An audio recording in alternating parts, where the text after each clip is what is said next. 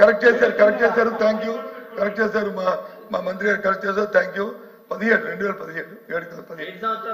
సంవత్సరాలు అయింది కట్టారు అధ్యక్ష కానీ వారు అంటుంది ఇది అదేం ప్రైవేట్ భవనం కాదు అధ్యక్ష అది జగన్మోహన్ రెడ్డి గారితో లేదా బొత్స సత్యనారాయణ గారితో అచ్చెన్నాయుడు గారితో భవనం కాదు అధ్యక్ష అది ప్రభుత్వ భవనం మీరే చూశారు సాక్షాత్తు సీఎం గారు డిప్యూటీ సీఎం గారు చూసి ఎంత అద్భుతమైన భవనం కట్టారు దీని సందర్శన పెడదాము దీని తాజ్మహల్ కంటే బాగుంది అని చెప్పారు కదా అధ్యక్ష అందులో ఏమి అవకతవకలు జరిగితే అందులో అవినీతి జరిగితే ఎంక్వైరీ చేయండి అధ్యక్ష చేసి తీసుకున్న అధ్యక్ష అయ్యే తోటకి ఇచ్చాము అధ్యక్ష అద్దె ఇచ్చాము అధ్యక్ష అంటే దయచేసి ఇవన్నీ కాకుండా అది ప్రభుత్వ భవనం దాని మీద ఏం చెప్పుకునేదే ప్రభుత్వ భవనం దాని మీద మీ నిర్ణయం మీరు తీసుకోండి ప్రభుత్వం మీది దాంట్లో ఏం పెడతారో ఏం చేస్తారో చేయండి అవినీతి ఏం జరుగుతుంది ఎంక్వైరీ చేయండి చర్యలు తీసుకోండి మంత్రి గారు క్వశ్చన్ ఎందుకు వచ్చిందంటే ఇది బేసిక్ గా వాళ్ళు దేనికోసం అయితే చేస్తామనేటువంటిది ఉటంకించారో దానికి భిన్నంగా ఇందులో సిఆర్జెడ్ అనుమతి పొందినటువంటి 9.88 ఎకరాల కంటే ఎక్కువ భూమిని అక్రమంగా ధ్వంసం చేయటం జరిగిందనేది ఫైండింగ్స్ వచ్చినాయండి వాళ్ళు వేసిన సబ్ కమిటీలో ఆ సబ్ కమిటీ తర్వాత మళ్ళీ గౌరప్పన్ గారు అనేటువంటి minister of environment and forest చెందినటువంటి వారిని కమిటీ వేసి మళ్ళీ దాని మీద ఎంక్వైరీ చేయించారు ఇవన్నీ జరిగిన మీదట ఒరిజినల్ గా అయితే మనకి జీవీఎంసీ నుంచి కానీ లేదా సిఆర్జెడ్ నుంచి కానీ అప్రూవల్ ఉన్నమాట వాస్తవం కానీ దానికి డివేట్ అయిపోయి ఎక్కువ ఏరియాని ధ్వంసం చేశారనే దాని మీదే కోర్టుకు వెళితే కోర్టు కమిటీ వేసిన సబ్ కమిటీ గౌరప్పన్ గారిని వేశారు వాళ్ళు దాన్ని ఎంక్వైరీ చేస్తున్నారు అందులో బేసిక్ గా కొన్ని తప్పులు ఉన్నాయనేటువంటి మాట స్పష్టంగా వాళ్ళు చెప్పిన మీద మళ్ళీ ఇంకో కమిటీ పడింది ఆ కమిటీ యొక్క తీర్పు వచ్చే లోపలనే గౌరప్పన్ గారు చనిపోయారు ఆ తీర్పు ఇంకా మనకు రావాల్సి ఉంది దాని తర్వాత ఇందులో వీళ్ళు గవర్నమెంట్ ఇచ్చినటువంటి ఆర్డర్ లో క్లియర్ గా వాళ్ళు ఏం చెప్పారండి in the GO second read above government have issued orders constituting a committee of officers to identify suitable transit accommodation for setting up of camp office for the chief minister and accommodation for supporting seniority functionaries anar idi which is deviating the original approval ఇది ప్రస్తుతంగా నేను చెప్పదలుచుకున్నది కూడా అదే ఏంటంటే original గా చెప్పింది ఏంటి 58 గదులతోటి ఉన్నటువంటి హరిత రిసార్ట్స్ ఒకప్పుడు చాలా మంచి ఆదాయం ఇచ్చేదాన్ని అది కూలగొడుతున్నాం అన్నప్పుడు వారు చెప్పింది ఏంటంటే గవర్నమెంట్ మేము ఎందుకు కూలగొడుతున్నాం అంటే దీని స్థానే ఇంకెంతకంటే మంచి రిసార్ట్స్ కడతాం కట్టి ప్రజలకు అందుబాటులోకి తీసుకొస్తామని చెప్పి కట్టి అప్రూవల్ తెచ్చుకుని ఆ తర్వాత వాళ్ళు చేసింది ఏంటి దాన్ని మళ్ళీ చీఫ్ మినిస్టర్ గారి క్యాంప్ ఆఫీస్ గాను లేకపోతే మంత్రులకు ట్రాన్సిట్ ఆఫీస్ గాను అలా మారుస్తున్నాం అనేటువంటిది జీవో ఇచ్చిన మీదట దీని మీద రిట్ పిటిషన్ పడింది తర్వాత మేము వెళ్ళి ప్రత్యక్షంగా చూసినప్పుడు కూడా రిసార్ట్స్ అంటే ప్రజలకు అందుబాటులో ఉంటే ఏముంటాయండి అది చిన్న గదులు 58 గదులు పోనీ ఇంకా బాగా చేసి విశాలంగా చేశారంటే పోనీ 40 గదులు ఉంటాయి కేవలం 7 గదులు మాత్రమే ఉంటాయి అందులో కూడా స్పష్టంగా వాళ్ళు చీఫ్ మినిస్టర్ గారి కోసం అనేటువంటిది ఇందులో ఉటంకించారు ఇది ప్రజల డబ్బుని ఇప్పుడు ఏదంటే టూరిజం డిపార్ట్మెంట్కి ఏమీ ఆదాయం లేదండి టూరిజం డిపార్ట్మెంట్ ఉన్న ఆదాయాన్ని పెంచడానికి వాళ్ళు చేస్తుంటే ఆనందం చీఫ్ మినిస్టర్ గారి విలాసవంతమైన భవనం కోసం చేస్తాం లేకపోతే ప్రజల డబ్బుతోటి ఇవన్నీ వాడుకుంటా ఉంటే ఎందుకు మనం ఒప్పుకోవాలి నేనే కాదు ఏ పౌరుడు ఒప్పుకోకూడదు ఈ రాష్ట్రంలో ఏ పౌరుడు ఒప్పుకోడు ఎందుకు ఒప్పుకుంటారు ప్రజల డబ్బుతోటి వాళ్ళు ఆ రకంగా చేసుకుంటా ఉంటే అక్కడ డీవియేషన్ వచ్చింది కావలిస్తే దీనికి సంబంధించినటువంటి నేను రండి మీకు చూపిస్తా ఉన్నది కూడా ఏంటంటే మీకు ఇవన్నీ చూపిస్తాను మీరు కూడా ప్రత్యక్షంగా రండి ఒకసారి మిమ్మల్ని అందరినీ కూడా తీసుకెళ్తాం అక్కడ చూపిస్తాం జరిగినటువంటి అన్యాయం కానీ జరిగినటువంటి దుర్వినియోగం కానీ డబ్బు ఏ రకంగా వాళ్ళు నొక్కేశారో చూపించడానికి మిమ్మల్ని తీసుకెళ్తా ఉన్నాం కానీ రండి తేల్చుకుందాం అని చెప్పడానికి నేను కుస్తీ పట్టడం లేదు దయచేసి question number 13532 minister for roads and buildings. ధన్యవాదాలు అధ్యక్ష. ఏ ప్రశ్నకు సమాధానం ఆన్ గోయింగ్ 104 ప్రాజెక్టులు ఉన్నాయి. ఆంధ్రప్రదేశ్ రాష్ట్రానికి 2014 నుంచి నేటి వరకు 3495.32 కిలోమీటర్ల పొడవు మేరకు కొత్త జాతీయ రహదారులు మంజూరయ్యాయి.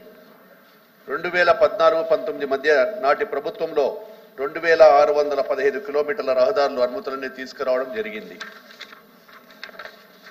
అదేవిధంగా 2019 నుంచి 24 మధ్య గత ప్రభుత్వంలో కేవలం 880 కిలోమీటర్ల రహదారులు మాత్రమే మంజూరయ్యాయి. బి ప్రశ్నకు సమాధానం అండి 179 కిలోమీటర్ల జాతీయ రహదారులు 4 వరుసల స్థాయికి పెంచడం అయింది. 425.24 కిలోమీటర్ల జాతీయ రహదారులను 2 వరుసల ఫేవ్డ్ షోల్డర్స్ కన్ఫిగరేషన్ స్థాయిని పెంచడం అయింది. 1879 కిలోమీటర్ల పొడవు జాతీయ రహదారులు నిర్మాణ దశలో ఉన్నాయి. 319.61 కిలోమీటర్ల జాతీయ రహదారులు టెండరింగ్ దశలో ఉన్నాయి. 507.5 కిలోమీటర్ల జాతీయ రహదారులు డిపిఆర్ దశలో ఉన్నాయి. జాతీయ రహదారి మార్గంలో మిగిలిన ప్రాంతాలకు రహదారి ట్రాఫిక్ అనుకూలంగా ఉంచడానికి కాంట్రాక్టులు లేదా స్వల్పకాలిక నిర్వహణ కాంట్రాక్టుల ద్వారా నిర్వహించింది. శ్రీ ప్రశ్నకు సమాధానం జాతీయ రహదారుల అభివృద్ధి సంస్థ అధికారులు నివేదించిన విధంగా రాయితీదారుల ఒప్పందం కుదుర్చుకోవడం 15/1/25 నాటికి పూర్తవుతుందని ఆశించడమైనది. 15/6/25 నాటికి పనులు ప్రారంభించే అవకాశం ఉంది. రామచంద్రారెడ్డి గారు, ఎంయు రామచంద్రారెడ్డి గారు. నమస్కారం అధ్యక్ష. కడప రేణిగుంట రోడ్డు ద్వారా నిత్యం హైదరాబాదు, కర్నూలు మరియు ఇతర ప్రాంతాల నుంచి తిరుపతి పుణ్యక్షేత్రమునకు అనేక వేల వాహనాలు తిరుగుతున్నవి అధ్యక్ష. ఇది ప్రస్తుతం అయితే డబల్ రోడ్డుగా ఉండడం వల్ల కేవలం 130 కిలోమీటర్ల దూరం ప్రయాణించడానికే 3 గంటల సమయం పడుతున్నది అధ్యక్ష. నా ప్రశ్న ఏమిటంటే, కడప రేణిగుంట మధ్య గ్రీన్ ఫీల్డ్ హైవే రోడ్డు మంజూరు అయి ఉన్నది. దీని వ్యయం సుమారుగా 2,350 కోట్లు.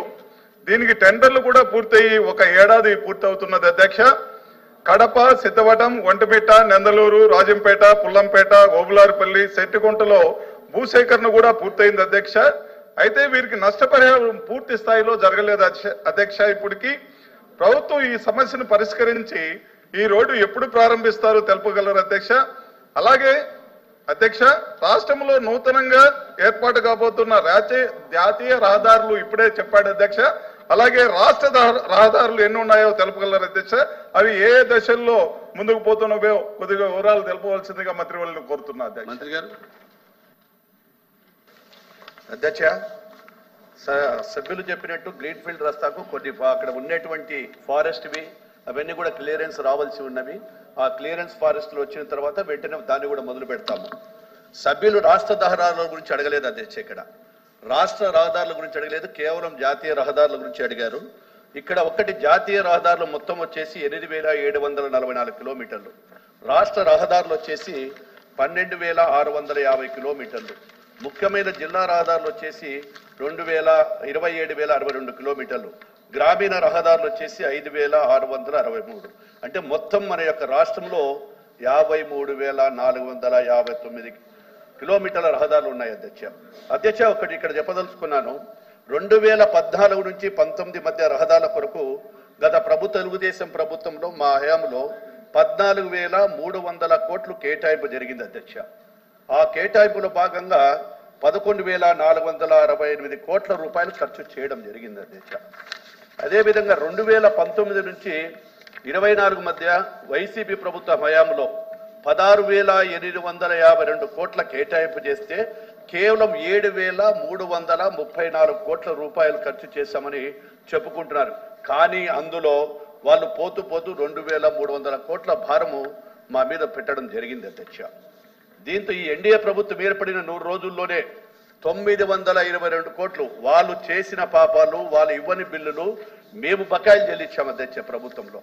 ఎందుకంటే గత ప్రభుత్వంలో కూడా అక్కడ కాంట్రాక్టులు ఆ ప్రభుత్వంలో చేసినప్పుడు చాలా మంది కూడా ఏ ప్రభుత్వాలైనా గత ప్రభుత్వాలు కాంట్రాక్టులు చేసిన బిల్లులు మిగిలితే వచ్చిన ప్రభుత్వాలు తీరుస్తాయి అధ్యక్ష.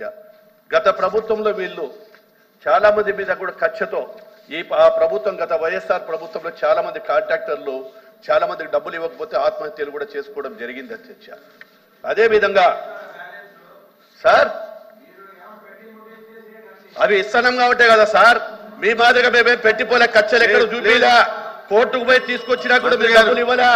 ఈ రోజు R&B డిపార్ట్మెంట్ తల ఎత్తుకొని తిరిగేటువంటి డిపార్ట్మెంట్ R&B డిపార్ట్మెంట్ ఈ రోజు ఆత్మహత్యలు తీసుకుని వస్తే మీరు గుంతలు పెట్టిపోతే 47 కోట్ల రూపాయలు మీరు బిల్లులు చేసినామని ఈ రోజు చెప్పారు మంత్రి గారు. మీరు చేస్తే మేము ఇచ్చాం. మంత్రి గారు చేయండి సార్, వారు అడుగుతుంటే మేము చెప్తున్నాం, మళ్ళీ కంప్లీట్ చేయండి. వాళ్ళు చెప్పింది మమ్మల్ని మాట్లాడనివ్వండి. వాళ్ళు చెప్తే నేను మాట్లాడతా. మేము సైలెంట్ గా చెప్తున్నాం, వాళ్ళు కూడా ఉన్నారు. గత 5 ఏళ్లలో